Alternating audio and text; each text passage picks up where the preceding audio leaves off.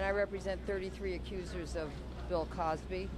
I think that if they had articulated some of those attacks right here on the courthouse steps, rather than inside of the courtroom as part of their final argument, that potentially they could have been sued for defamation in this pending criminal trial.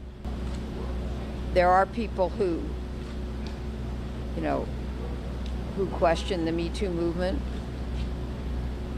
And then there are people who say, why shouldn't women have a voice?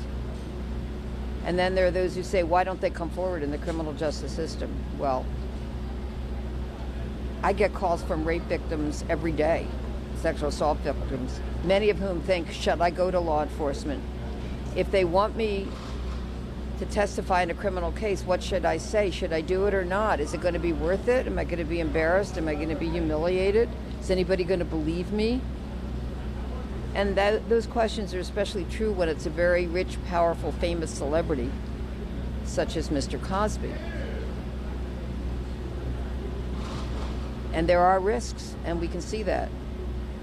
Are women going to be believed? I still say this is the first test since the Me Too movement. This is going to be the first answer to my question, which is, how many women does it take before one woman is believed over the denial of a rich, powerful, famous man?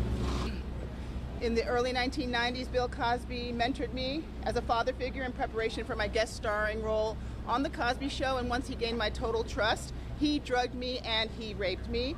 I was disgusted, appalled, and angered by the defense's entire tactics.